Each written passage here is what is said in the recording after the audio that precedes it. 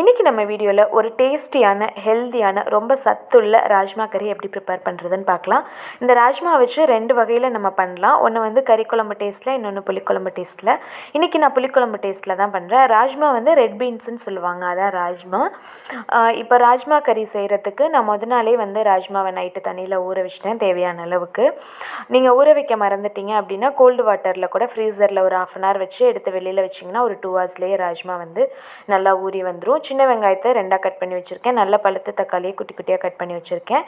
Beans, அவரைக்காய், உருளைக்கிழங்கும் cut பண்ணி வச்சுருக்கேன். அடுப்பில் எண்ணெய் சட்டி வச்சு எண்ணெய் சட்டி நல்லா ஹீட் ஆனதுக்கப்புறம் வெந்தயம் போட்டுக்கலாம், கடுகு கூட போட்டுக்கலாம், 2மே போட்டுக்கலாம். அதுக்கப்புறம் நான் வெங்காயத்தை போட்டு வெங்காயம் நல்லா வெந்ததும் தக்காளி நல்லா குலைவாக வேகிற அளவுக்கு தக்காளியை வதக்கி முடிச்சுட்டு அதில் வந்து எல்லா காய்கறியும் ஆட் பண்ணியிருக்கேன். கட் பண்ணி வச்சுருக்கேன் எல்லா காய்கறியும் ஒரு 20% வதக்கி விட்டால் போதும். அதுக்கப்புறம் அதில் ஒரு pinch turmeric powder, chilli powder, coriander powder நீங்கள் காரத்துக்கு ஏற்ற மாதிரி போட்டுக்கோங்க. அது ஒரு 5 மினிட்ஸ் வதங்கினதுக்கப்புறம் புளி ஊற வச்ச புளியை நல்லா கரைச்சி இதில் ஆட் பண்ணி விட்டுட்டு நல்லா எண்ணெய் பிரிஞ்சு வர்ற வரைக்கும் நல்லா டீப்பாக கொதிக்க விட்டுறலாம்.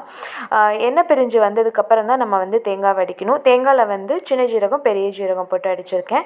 இப்போது இதில் தேவையான அளவு தண்ணி ஊற்றி நல்லா மூடி வச்சு நல்லா கொதிக்க விட்டுறலாம். ராஜ்மா ஊற வச்சுருக்கதை ஒரு 2 வாட்டி கழுவி வந்துட்டு இதில் வந்து தேங்காய் நல்லா கொதிச்சதுக்கப்புறம் இதில் ஆட் பண்ணி விட்டுறலாம். ஆட் பண்ணி விட்டு கிளறி விட்டுறலாம். சூப்பரான செம்மையான டேஸ்ட்டில் வந்து ராஜ்மா வந்து ப்ரிப்பேர் ஆகிருக்கு. நீங்களும் உங்கள் வீட்டில் இதை ட்ரை பண்ணி பாருங்கள், ரொம்ப டேஸ்டியாக இருக்கும். இதில் அதிக ப்ரோட்டீன் இருக்கிறதுனால குழந்தைங்களுக்கும் வீட்டில் உள்ள எல்லாருக்கும் சாப்பிட்டுட்டு வரும்போது ரொம்ப ஹெல்த்தியாக இருக்கும். ரொம்ப நியூட்ரிஷன் வேல்யூஸ் வந்து ரொம்ப அதிகமாக இருக்குது. இந்த மாதிரி நல்ல ஹெல்த்தியான குக்கிங் டிப்ஸ் தெரிஞ்சுக்க என்னோடய சேனலை சப்ஸ்கிரைப் பண்ணிக்கோங்க. அடுத்து ஒரு நல்ல வீடியோவில் பார்க்கலாம். டாட்டா, பாய்.